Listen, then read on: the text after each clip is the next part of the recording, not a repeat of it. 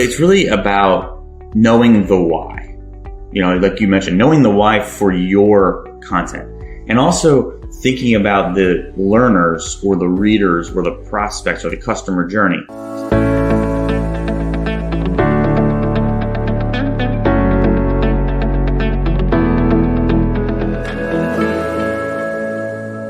Today, I'm joined by Jeff Coyle, and Jeff has been in the business of inbound marketing, search engine optimization, and content strategy for 20 years. That's 2 whole decades. He is the co-founder and chief product officer for MarketMuse, which we're going to talk about a bit today.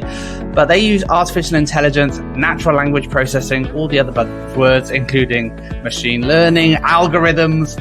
And what they're trying to do is provide actionable insights for inbound marketers. So he knows what you should be writing about. So keep listening to today's podcast to learn more about content strategy and how to build a content strategy that actually works.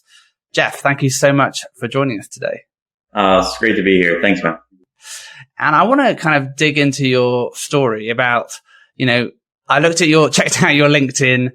You did a computer science degree, which was kind of my plan as well originally, but then I didn't do it. But you did it, and then it seems like you just got into the world of SEO. But take us back to that beginning and how you started this, your kind of, journey into marketing, performance marketing, and SEO. Well, yes, that's a great point. So I went to Georgia Tech in Atlanta. I'm from Jersey originally, but came down there for computer science, and I quickly realized I wanted to do things like usability theory and usability architecture and the front end design and those types of things. But I was also really intrigued by a lot of what was happening with enterprise search. So like intranet search engines. That was what was really the heavy focus. There was only really early web search, and they were really bad. And then people were really trying to figure out that. So my specializations in school were on usability theory, and then I did some work for enterprise search design at the time.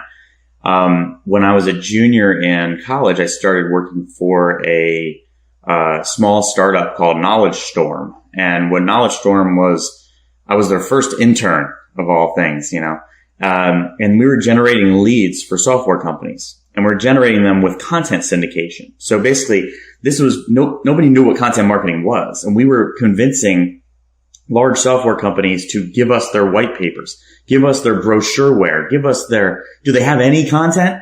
Many of them didn't even have any, right? Big, huge top 20 software companies didn't have anything out in the world on their websites or anything. And we were syndicating those in a directory, and we had a collection of about, 200 directories. And we would generate massive amounts of traffic. And so quickly my role became generating all that traffic because we needed to generate those leads. So that was everything from, early stage testing, lead gen, figuring out how to manage an ad server, an internal ad server. We built multiple search engines. We built a vertical search engine platform, and all these things. And we got acquired in 2007 by our competitor who had an editorial, publishing focus, a couple hundred websites. And so I had basically learned SEO before it kind of was a thing in 99, 2000, and then rolled through. And I've been doing that since. So when we were acquired and I worked with that competitor, we brought our whole search and traffic team and lead gen experience in, and they were heavily focused on content quality and publishing. And we brought a different dimension to that team of say, let's use data to make these decisions. And, so that's really how I got into it. And, everything under the sun. I mean, I was doing AdWords before there was an interface. We would send them spreadsheets and try to buy remnant CPM impressions and fight for words to get them at particular price bands. I mean, yeah, so you name it, if it involves generating leads and traffic, I fortunately or unfortunately have probably done it. So, yeah. That's cool. And obviously you've kind of made the transition from working on the publisher side, or at least I think you have, to developing now a tool. So what's your why? What kind of gets you out of bed in the morning and excited to still work in the world of content and making stuff rank and getting visibility? It's a great question. Really, what I saw in my experience and then in, many of my peers and friends was just a lot of frustration, a lot of chasing algorithms, a lot of situations where, especially in mid-market or larger teams, like people feel still that search engine optimization is a lot of touts selling snake oil and a lot of, black box, mystical magic. And what really gets me out of bed is like, I want to make the search team and the demand gen team and the writers and the editorial team and the subject matter experts and the product team all work together really well, because that's when things are awesome. When they respect the data that's coming in, when you respect the expertise. So what gets me out of bed in the morning is a team that actually runs effectively and efficiently. And they write content because, knowing who is, what value people are bringing to the table. Our subject matter experts are invaluable. Getting the information out of their brain and weaving that into content that is successful is special. And when I can, do things to create that type of dynamic, that's what really gets me out of bed. The actual ranking of the page just is something that happens when you're doing everything right. That is the spirit of what, high quality, comprehensive, the language of the user, the reader, your prospect base, these people, and you're also putting your best foot forward. And so with MarketMuse, it's really about getting teams from wherever they are now to that utopic situation. Yeah. So, tell us about that utopia of like what you're trying to build, who you're helping, and what that utopia looks like to you. Because I think for me, the utopia is kind of going back full circle, where you can write about what you want to write about and have it rank without playing any games. That for me is a utopia. But tell us about what you're trying to build, who you're helping, and what the utopia looks like for you. I'm trying to help the people who are they kind of don't know what they should do, or if they have like loose ideas of the why for themselves and for their teams. And it's trying to integrate and amplify what makes them good. And so you may have a bunch of ideas of things you want to write, like you just mentioned, and you've got them all in your head. Your brainstorming is your thing. Well, I want to make sure we can put your best foot forward with every article that you publish. Make sure they have the best chances they have, but also give you insights to support this passion page that you want to write, here's the collection of content that maybe you need to support. Or, hey, you don't have much of a shot for this to do well on its own, but if you feel that this is extremely important, what foundation do you need to get there? And so you have, I like to break them down into, a couple different groups, but you have people who are just looking for, what's my biggest win today, right? But you also have, I want to own this space. I want to, improve my, how I, exhibit my expertise to the world and show people what my business is truly great at. How do I get there? Or I've got competitive pressures.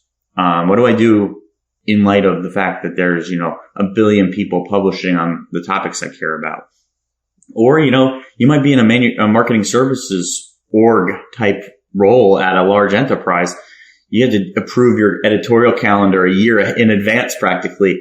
Well, I want to let you put points on the board with what you have to write, what the orders when they come in, so that maybe, in 6 months you can say, hey, people controlling my budget, I crushed it with everything you told me to write. Can I have some more to write stuff that I know we need? So any type of situation where I feel like I can basically predict how successful things are going to be before I hit publish. And that's what MarketMuse does. It really looks to say, I've got a great chance of performing if we write great stuff here. Or we're going to have to invest. This is tough. We're getting beat up by, a competitor, and we have to really dig in and dive in. or, it's going to take a long time to get there. You can't go write a brand new blog tomorrow and go write a review of the new iPhone and expect it to do well. It's going to take you a while. You got a lot of work to do. So I just like to set expectations and then get teams in a situation where they can work together. So often SEOs are maligned by the editorial work, right? Or vice versa. Oh, gosh, Joe always just writes the stuff that he wants. You got to get those two teams working together. And then they have to respect the CRO or conversion rate optimization part, the promotional part, so that, when someone says, hey, we're going to build this as a great long form page.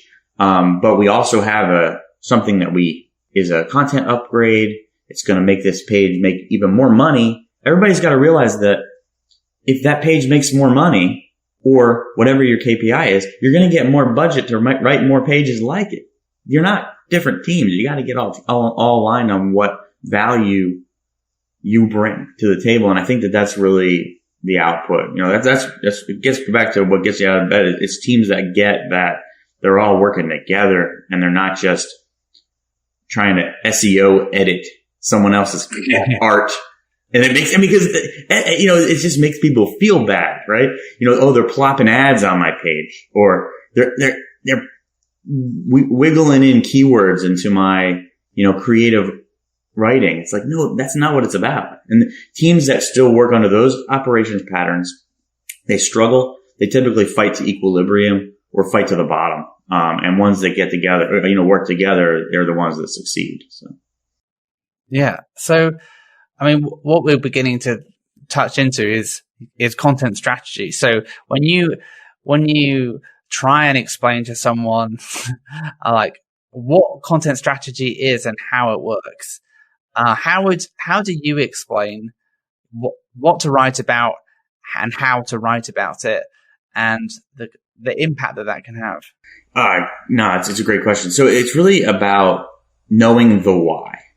Like you mentioned, knowing the why for your content, and also thinking about the learners or the readers or the prospects or the customer journey, and how you map who you are today and who you want to be in your content presence or your content inventory to all of those things. So when I say learners, I say that because it's not potentially only going to be in one format. People learn in different ways. Do you truly know?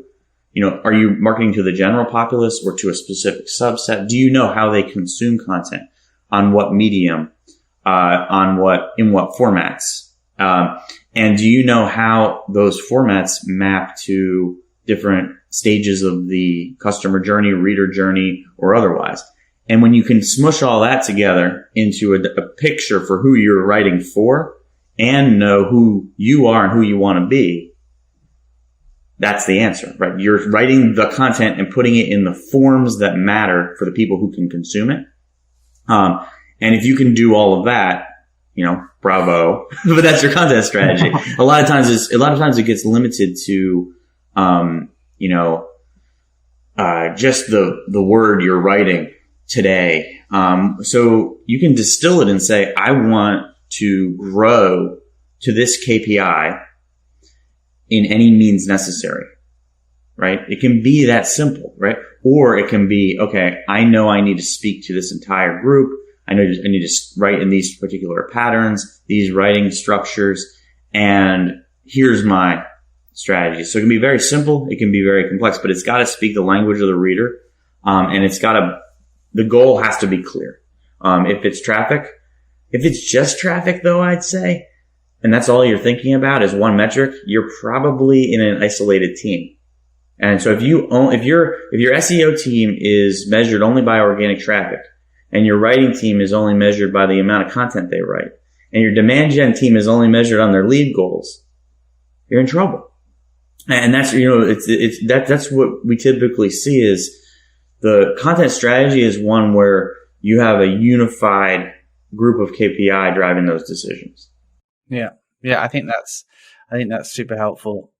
Because so often I think, we can think about metrics in isolation, and then we're surprised when we hit the metric but don't achieve the impact or the result that we're trying to do. And it's because we're extracting metrics from one another where there needs to be some conflation of some kind. But I want to go back to the idea of, you're talking about content strategy.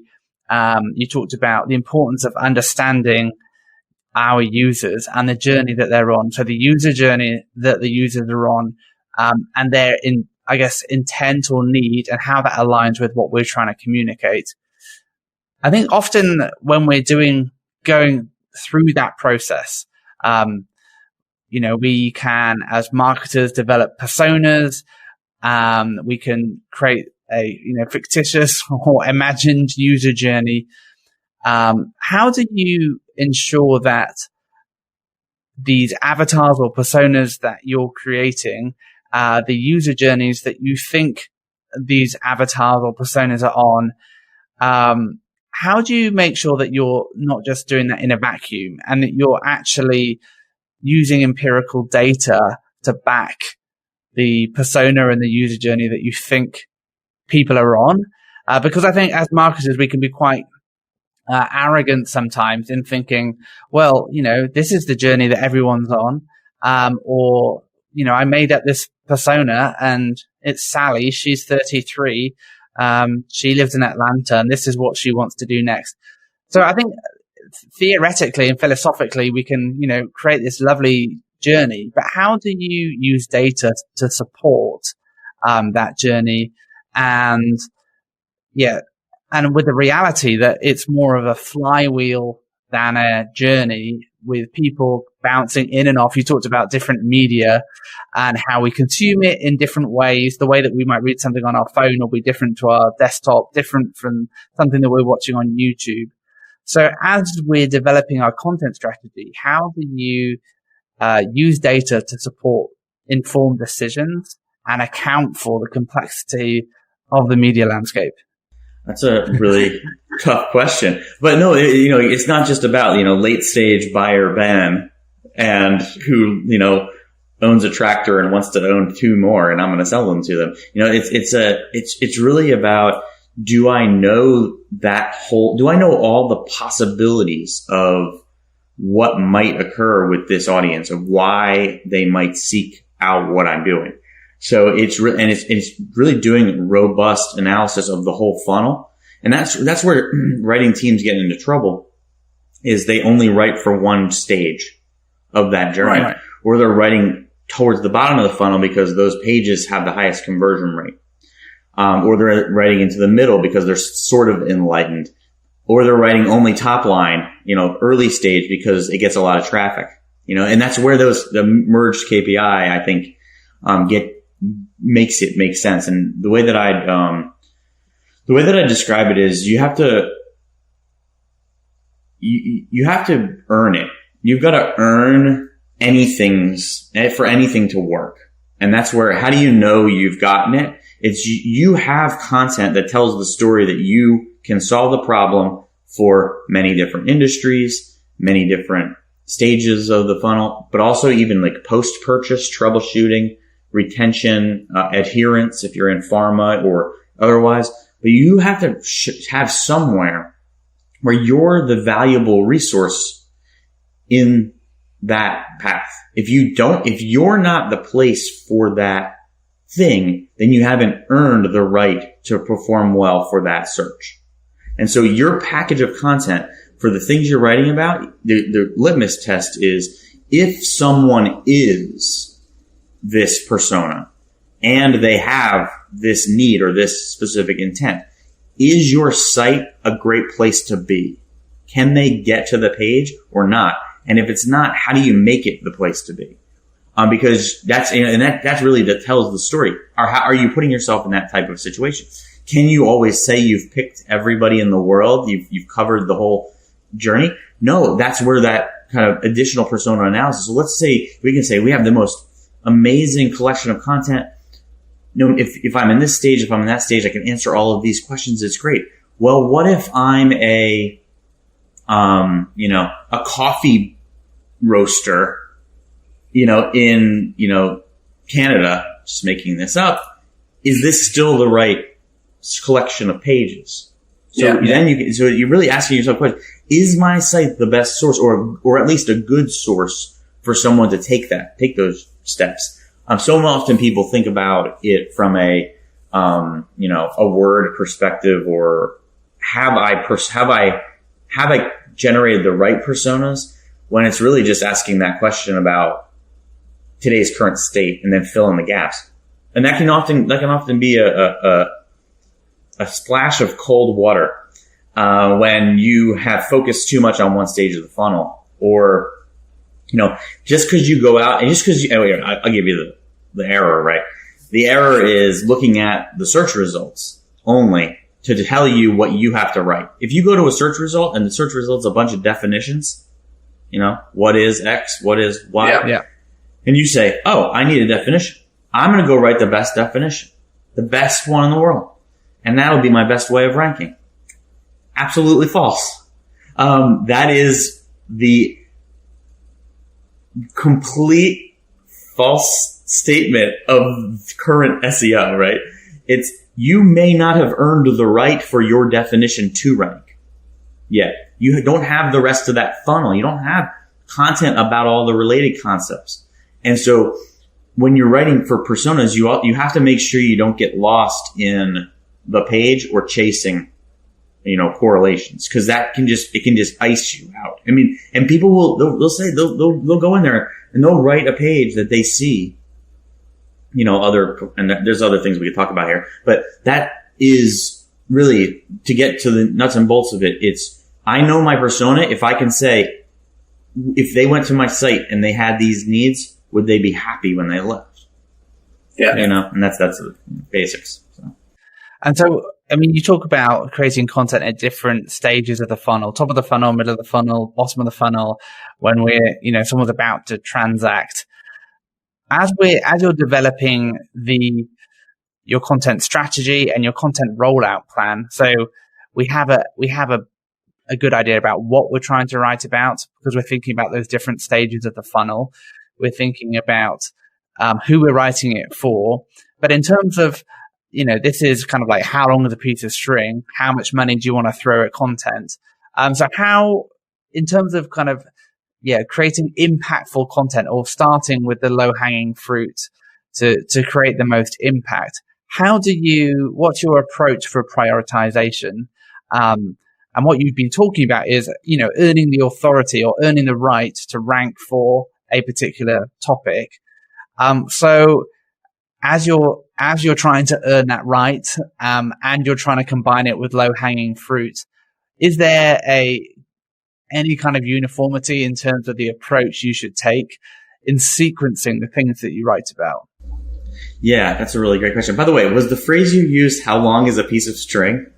Yeah. That's such an awesome phrase. I'm stealing that. I've never heard that before. That's like magic. I don't even know why I've never heard that before. But that's great.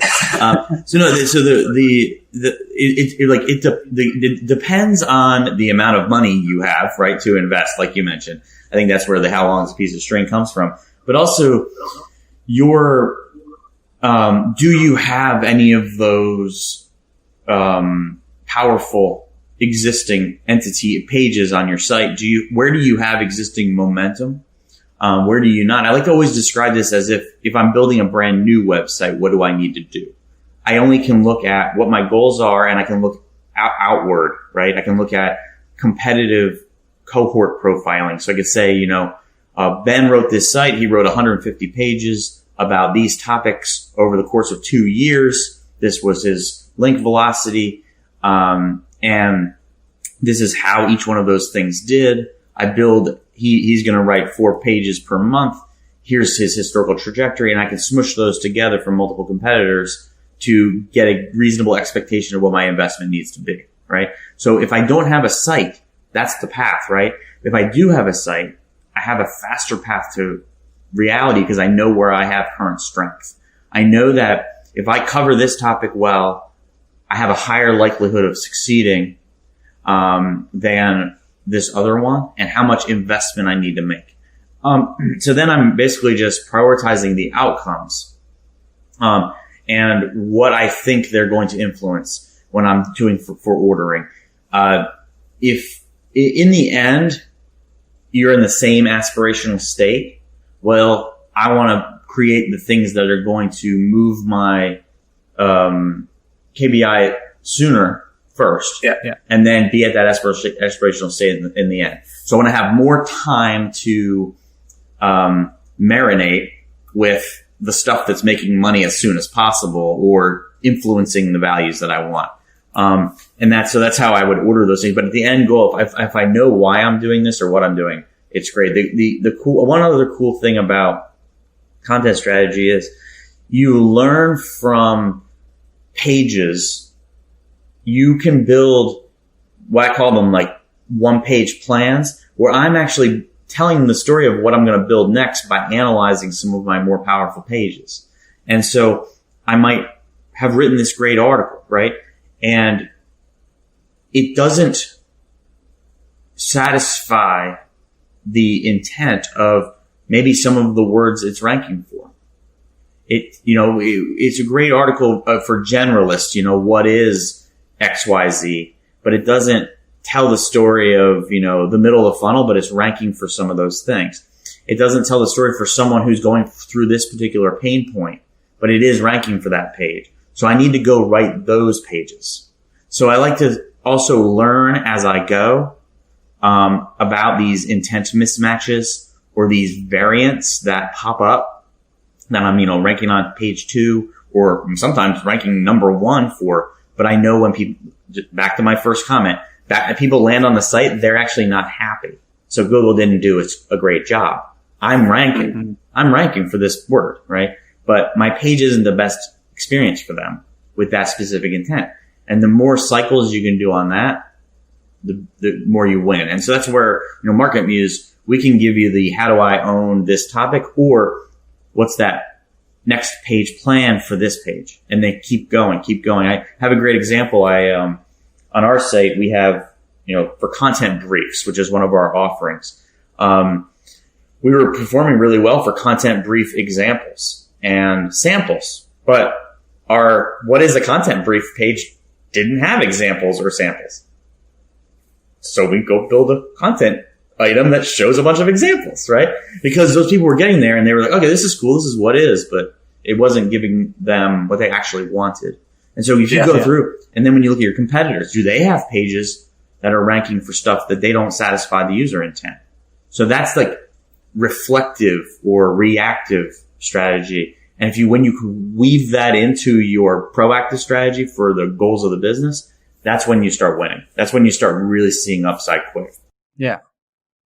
So we're looking at user intent and we're trying to create content that matches that user intent as accurately or as specifically as we can, building off the things that are working, or looking at our goals and identifying, hey, these are the kind of user intents that we're trying to match. So we've got a whole bunch of stuff. And let's talk about what we do with that. We have a big list. So what do your content plans look like in real life? As you're we're talking about, creating this prioritized backlog of stuff. What do you use? Do you use Google Sheets? How are you prioritizing it all and then taking that through your workflow? Well, yeah, the prediction is the priority for us. For us, for MarketMuse specifically. So we will look at the upside potential. Is this cluster support as a support page for a page that already exists? So it doesn't have the goal of having direct value, but we know all boats will rise. Is it a direct value? How much direct value? Is this based on a quick win that we've identified? And so we're looking at the value we've predicted to associate with the page, and then how much upside. The other wiggle in there is if it relates to a specific date, an important date for the business. So, for example, for the past 6 months, we've been writing on natural language generation to support our generation product, which comes out in quarter 4 of this year. It's already out in alpha, but full release. And so whenever a content item about that would be flagged, it would get additional priority because it's there to support that overall goal initiative. So we also might have a situation where we've identified we have a unique piece of intelligence or knowledge in our brain that no one else has. So this is unique differentiation. Where does it fit in the topic? So it'll basically say, what topic is this covering? What intents is it targeting? How is it differentiated? And what's the predicted value? As long as you have those 4 things, you can prioritize very quickly. What I would shy away from is sorting the, here's my trick, right? I'm giving you a good one. What I would shy away from is sorting only by a search volume metric on the target topic. And the way I won't tell you why that's not always right. What I'll say is go back to your top 10 articles on your page, on your site, right? And look at what the target topic was and look at the search volume and say, if I were to have predicted how much traffic these pages get by just using this metric, what number would I have guessed? And then go look at your Google Analytics and look at the real number and look at the correlation on those things. No correlation.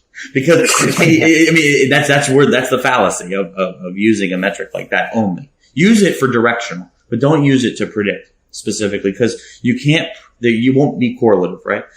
A page that's very powerful will rank for thousands of topics of keywords, and each one of those contributes value. And so if you compare that top end search volume number, and the multiplier is a great indicator of your authority. But like, if you only use that to prioritize, you're in trouble. I mean, it's just like, first of all, your competitors have a huge advantage if they know that you're prioritizing based on that data point. And then second, it's not related to the overall success of the page. Like when you really do that type of exercise, it is, and again, it's like a cold splash of water in the face. You're like, oh wow, I should have been focused on actually creating a great experience here. That's the only way I'm going to get to where I need to go. And it also can create other types of problems. But, yeah. And so moving from that strategy, creating a plan, prioritizing down into actually creating the content, satisfying that user intent as best we can. Obviously, we're doing some keyword research. How have you seen that evolve and change? For me, the big thing was when I discovered SEMrush and Ahrefs. But how have you seen that change, and how do you see it evolving? I see it evolving. I see some evolution that's good and some that's bad. And so I still see, so basically the first flight of evolution was people getting away from using PPC data only. Yeah. So using Google AdWords Keyword Planner in isolation. Google AdWords Keyword Planner is, it's not robust. It's not comprehensive. The search volume data is, sometimes quite misleading. The competition data is for paid. It's not, no correlation, between that and organic search, difficulty, and even less correlation to how hard it will be for you personally to rank for this topic. And that's, and so SEMrush takes it to, like a SEMrush or an Ahrefs or any of these tools, they take it to another level where they're trying to take from a huge database that they have. They're trying to draw data insights. And, they're doing things like, these are topics that top performing pages on this topic, also perform well for. So that's a nice step in the right direction. But where they struggle are in making that real for you, so you can get that, you can get a list of the word and all the variants of that word. But what is that, how do you turn that into something actionable is the challenge. So where I see people thinking critically and doing a great job now, they're really trying to build models for what it means to be an expert on this particular topic. Those are the people doing things that are, evolutionary. The ones that aren't are looking at search results and saying that the search results show me the true intent of this word. It does not. The search results show you the favored intent of Google for this word. And it can also have mixed intent or multiple meanings. It can be meaning ambiguity. It could also be different intents. So you have to really research outside. You got to research separate over here and then figure out those favored things. And that's really where the rubber meets the road on great research versus correlative research. And that's where the difference is. I see the evolution going in those two bands. And one's going down a road of hurt and the other one's going down a road of long-term happiness. Yeah. And this, I guess, kind of comes back to like really understanding your users and that genuine user intent so that you're not just following numbers blindly, which can be tempting because it feels like you're being data driven, but you're not using your brain. Well, no, it's interesting. There's so many pitfalls. It's just it's tough because it seems right. It feels like you're doing it right. But then you also have to question, you're like, well, I'm doing this because I see a large site do it. The large sites don't play by the same rules. All right. They don't have to. They can get away with using black hat techniques. Major, large, mega $billion corporations, a great deal of their success comes from techniques you're not allowed to do. So why would you follow their lead with the pages they have ranking? You just can't do it. There's a major publisher whose head of SEO, commonly says, please don't copy us because it won't work for you. And I will not allow to tell you why. And it's kind of funny, but because if you really dig in, that's what is being touted, as the goal, best practice. Take do what XYZ does, and no, please do not. Like you will eat it, and you won't see it coming. And that's really if you want to talk about big mistakes, it's copying your heroes. That's a big mistake right now that I see all the time. Sorting by search volume and copying your heroes are 1 and 2 in my book of ways to not build clusters of content. Yeah. I mean, well, let's talk about what you can do then, and like content optimization that does work. So there are things that we can do using that keyword data. Those things we can do. We can optimize the on-page experience. So what are some of the things that you found to be the most impactful or successful when we're trying to ignore what we see being successful elsewhere, but staying true to kind of identifying and meeting that user intent? What works and what doesn't work? Well, it isn't to say that what I've just said isn't to say that you can't be inspired by. You can be inspired by the data, but don't only be inspired by that data. So what the path that works is you want to have that validation you want to be the validator in your brain. You want to say, okay, well, here's information about this concept. Is it a fit for this page? Or do I know that I should cover it somewhere, but maybe not this page, maybe on another page? The way you can optimize effectively now is to try to take the data you can get from a keyword list, from wherever you get it, right? From a topics list, from a topic model, from a research effort, and truly say, yes, it makes sense to the narrative and to the structure of this page and the user experience that it should be covered here well. Because if you think about it, right, if I'm two workflows, if I'm a writer and I'm writing this article and someone comes to me and says, hey, you didn't really talk about this. Let's say I'm writing an article about content marketing strategy, and a feedback from somewhere comes in and says, hey, Jeff, you don't really talk about target audience or buyer personas in this. Oh, yeah, you're right. I completely blind spotted there. If I'm writing a great article about content marketing strategy, I should definitely have areas about target audience and buyer personas. Okay. that interaction is how you optimize content, right? It's not plop in this word 5 times. It's having it's having that woven in dynamic and saying, actually, I do want to cover buyer persona. I'm going to just cover it lightly here, and then I'm going to go write a huge, awesome article about buyer personas, right? As a support article for this. It's not really a fit for this page. So you're getting that info. Maybe you're getting that info from direct competitive analysis. Maybe you're getting it from more, other type of content research or topic modeling research. And you're saying, is this a natural fit, or am I sticking am I plopping a box in the middle of a beautiful story that I'm already writing? That's how it truly is. And here, I'll give you the opposite of this, right? Major health publisher. Try not to say who it is. Major health publisher does the opposite, right?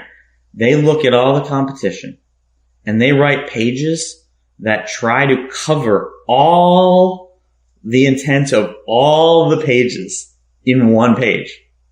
And you read them and they make absolutely no sense, right? It's like, what are you? It's like 19 different user intents. It's just a wackadoodle mishmash of stuff. Does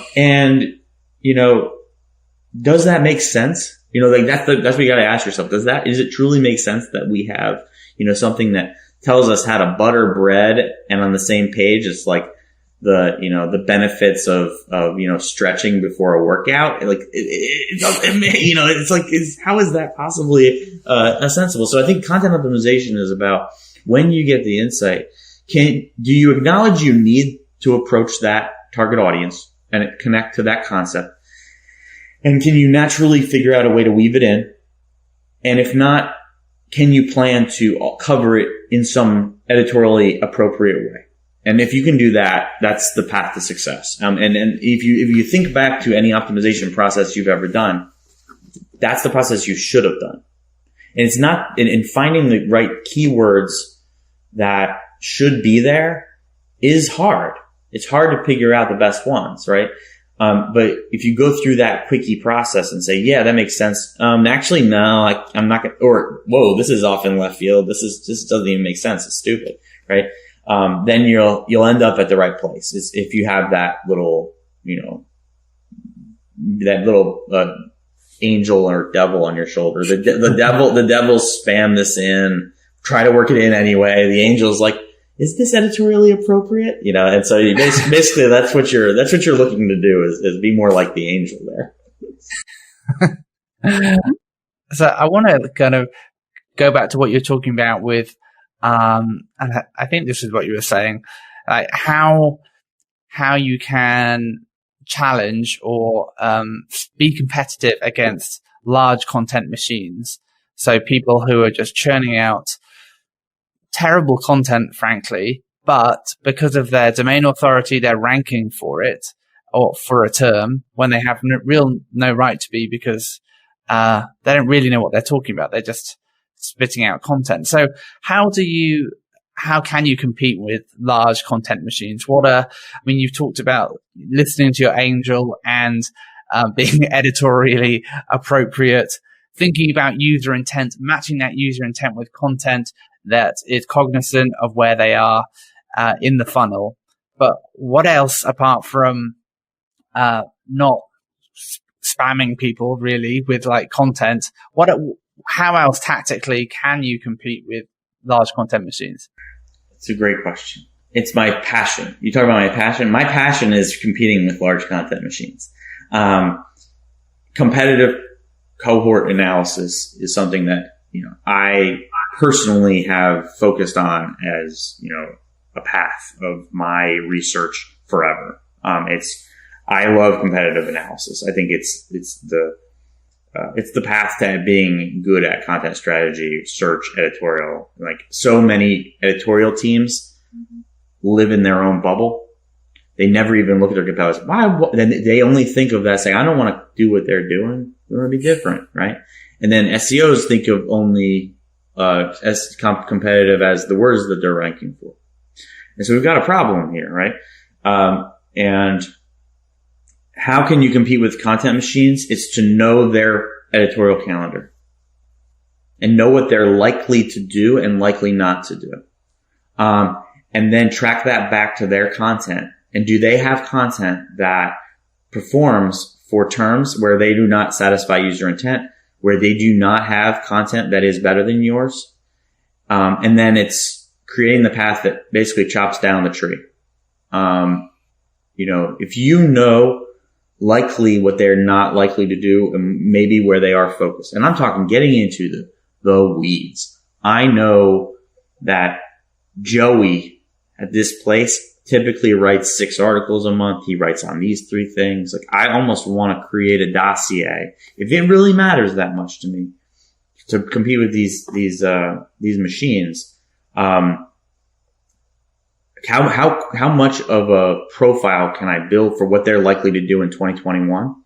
And then when they go outside of that pattern, what is that telling me? So when they do bubble a pattern, or let's say, Joey leaves, right? What can I predict is going to happen then? Then I become very powerful. Do they have pages that they don't touch? Very, very important factor if you're competing is, do they have pages they don't touch because maybe you have a church and state problem internally? Maybe it's a particular type of page. And how predictable is what they're doing? We can see that we're getting beaten up by, try to never say any people's names, but, we're getting beaten up by this large publisher, and they are writing at this velocity on our topic. Here's what they did last year. Here's what they did this year. I predict they're probably going to put out this much content on these things. Here's their powerful pages. Here's their weak pages. So basically, I'm setting up almost like a strategy and a predictive layer when I'm trying to beat these content machines. And what I do is, man, they're zigging, I'm zagging. And then I'm taking their content that is weak and I'm taking advantage of it. I'll surround that piece. I'll do what Barry Schwartz says, write the next 5 articles. I'll write the next 5 articles they should have wrote to support that page. I'll write a better version of their pillar. And just lather, rinse, and repeat. I'm slowly chopping down the tree. They don't connect the dots between their content and the industries that they focus. They've got what is CRM page?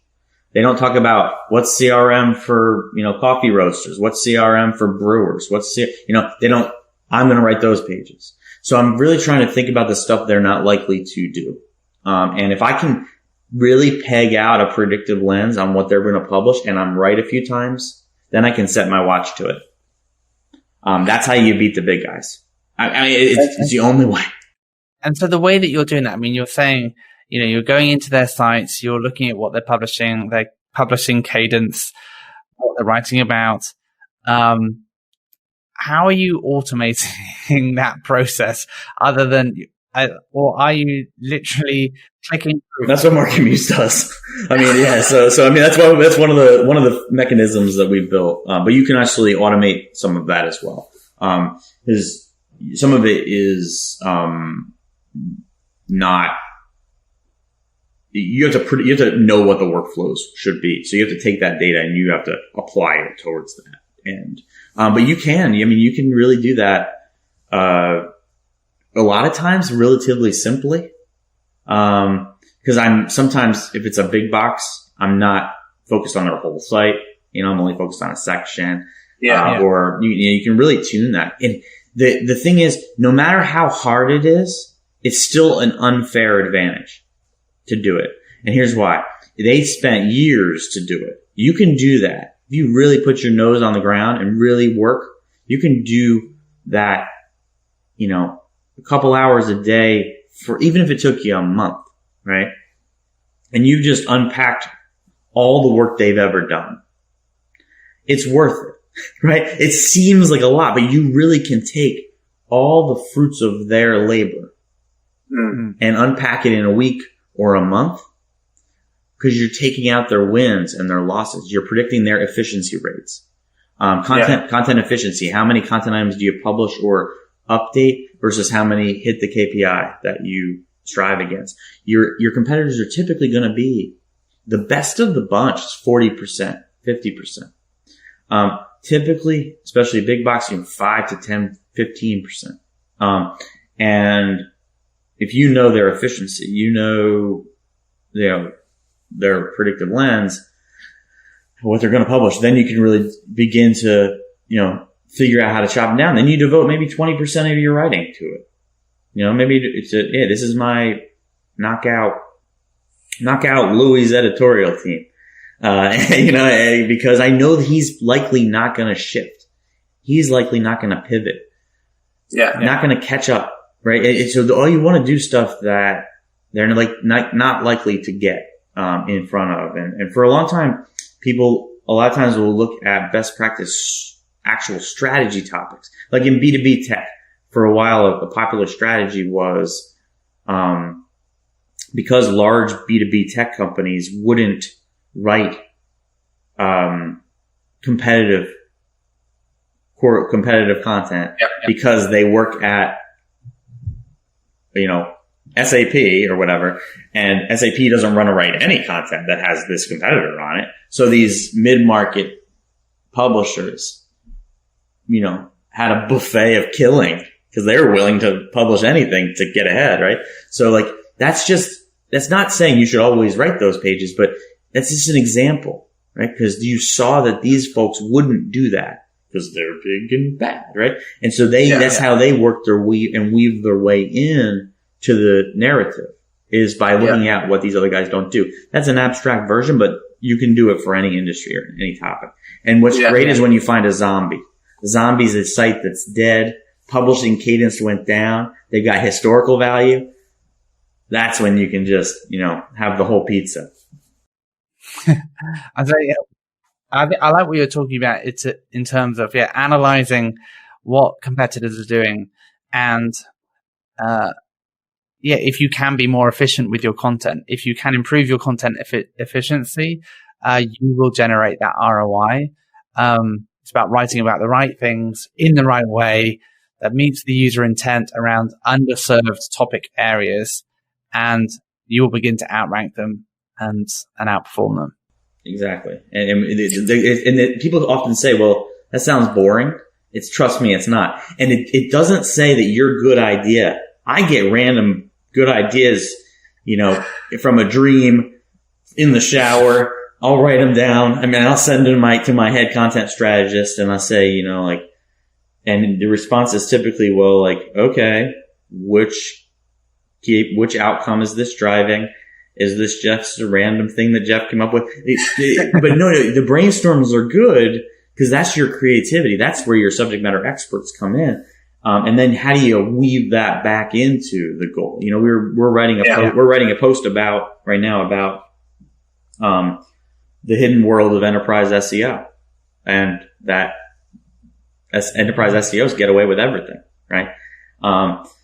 And we saw that Patrick Stocks from Ahrefs wrote an amazing guide. If you haven't read it, you got to go read it, to enterprise. But it was how it is truly politically. And so we moved up this other piece because we're ooh, we can reference Patrick's article. So your brainstorm's still very important. And can you tie them back? Because your brainstorms typically represent your subject matter expertise.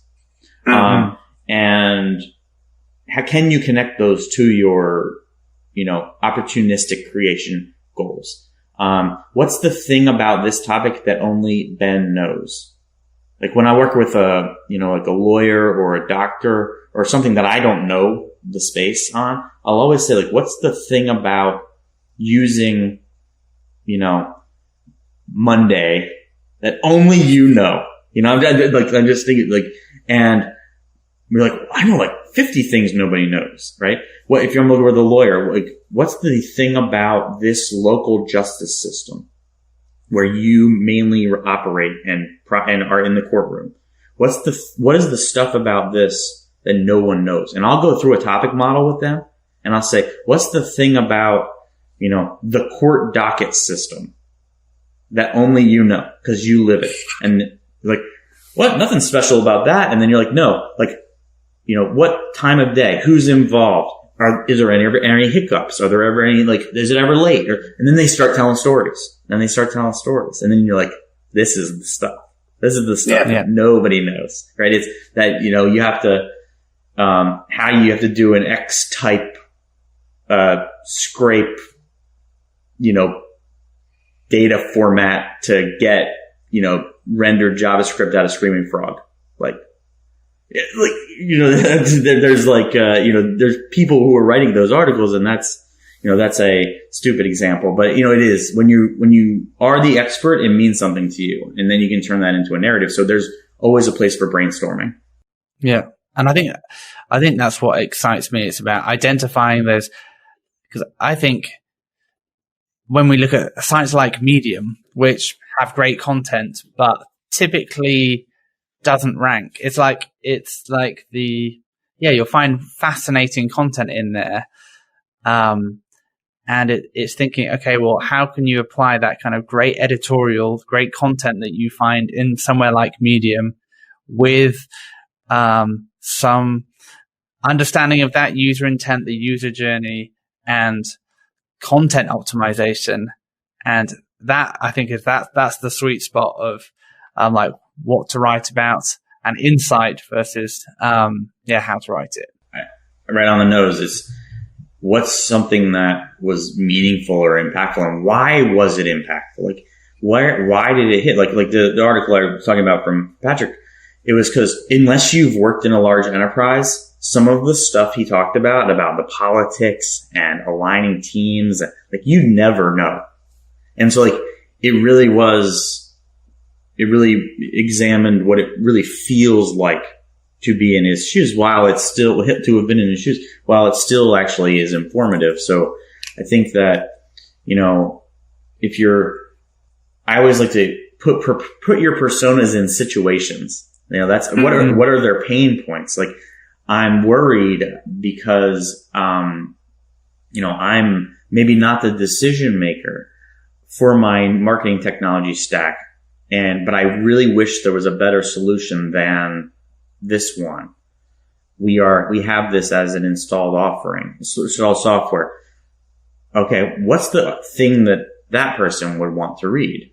I want to switch from blah, blah, blah to that, to this other software. What's the article they would want to read?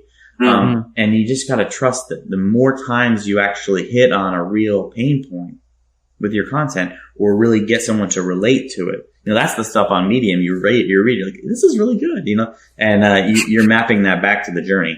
You got to map that content back to the journey. And then you ask, does your sales team and your marketing team have two different buyer journeys? That's another story for another day, but most of the time they're two completely different.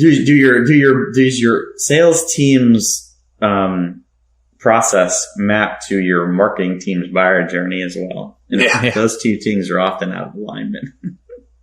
Yeah. Well, that's good. Let's finish by doing a quick lightning round.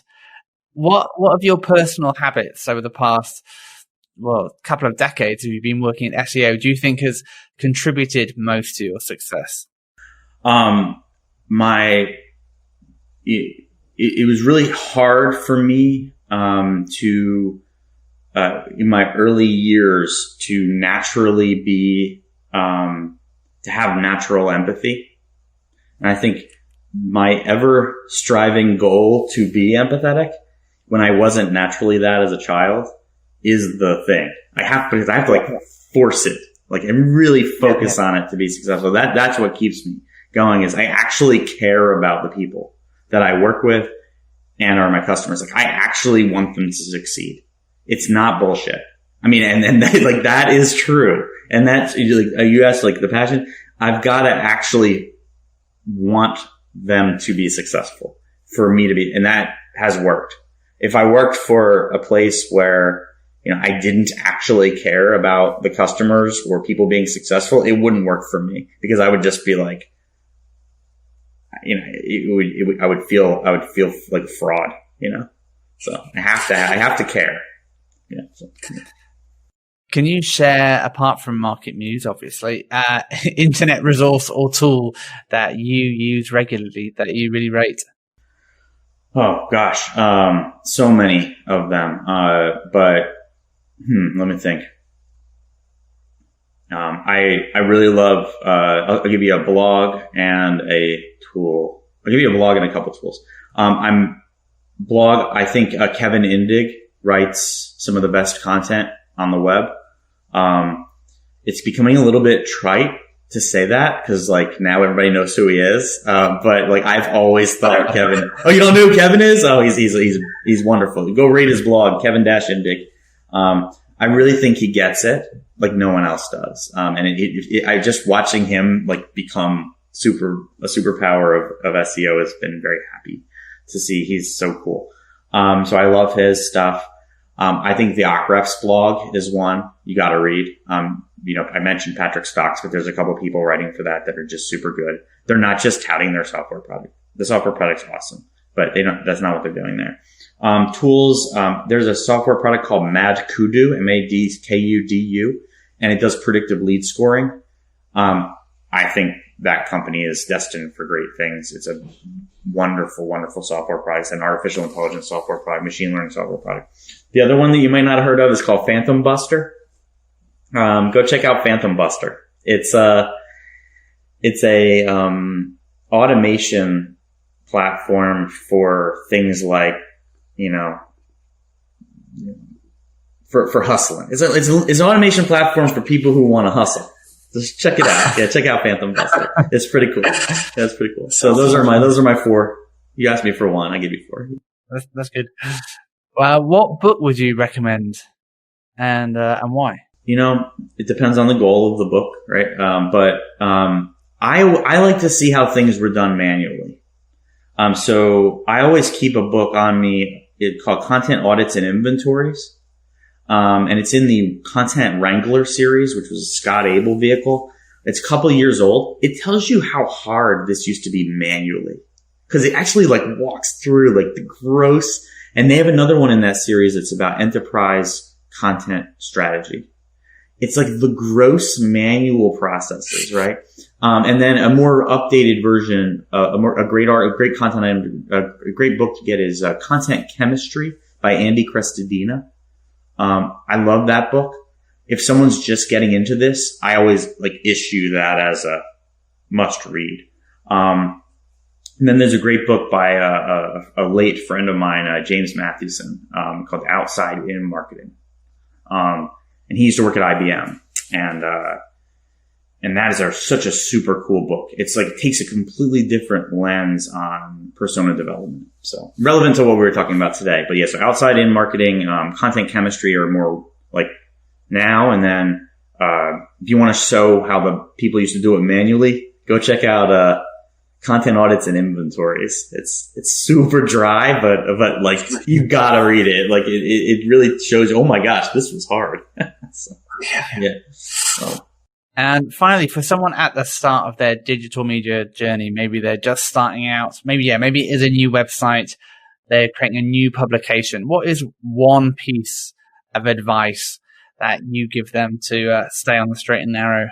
Look at the bags under my eyes. Do you want to be this? I'd say it is, really try to parse out opinion from fact. The biggest mistakes I see are when people take advice from touts, and from people who figure out what their true motivation is to be giving you this information.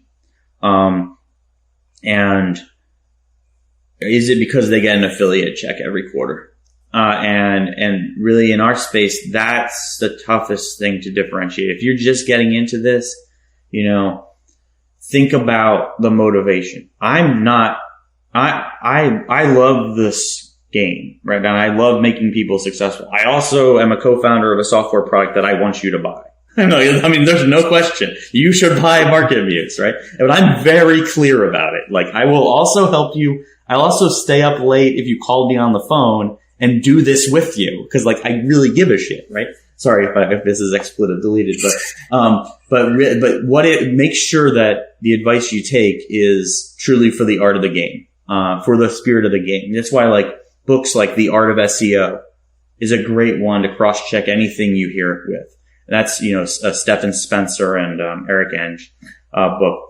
And like, make sure that the advice that you are taking doesn't feel cheap. It doesn't feel like a hack. It actually connects to things that make sense for your business. And for someone new going into the game, where you get steered for the wrong way is looking to hit a slot machine for a number one ranking. You might get lucky, but you're probably not going to. I mean, that's the way I like to think about it. So if you're just getting into it, don't try to cut corners. It's not as the kids say these days, it's not a good look. Cool. Jeff, thank you so much for joining us today. Where can people find out more about you and what you're up to? Go check out MarketMuse. We have a new line of offerings for at the low end as well of price points. We historically have been a very premium offering. The premium offering still exists, but we're also offering some stripped down versions of the solution at a lower price point. Go check that out. We have a blog. We have an amazing content strategy crash course. It's free. You can go to the site and check that out. It's beautifully done. The blog's also a great piece of a resource. I'm on Twitter, Jeffrey_Coyle. Also LinkedIn. I accept almost all real requests on LinkedIn, as long as it's not something that says that you appreciate the fact that I'm into computer software. And Jeff at MarketMuse.com. I answer all my email. If I didn't think it was a security risk, I'd give you my cell phone. But yeah, I do. I answer all my email. If you've got any questions, websites you want me to check out, I do like live audits in the Content Strategy Collective community. We have a Slack community called the Content Strategy Collective. Has over 1,000 content strategists in it, and you'll usually find me in there and or on Twitter. So yeah, check it out. Well, thank you so much for joining us today. It's been great having you with us. Thanks, man. And if you like what you heard today, please subscribe and stay in touch on indiemedia.club. And be sure to leave us a review on iTunes as well. But until next time, thank you so much for listening.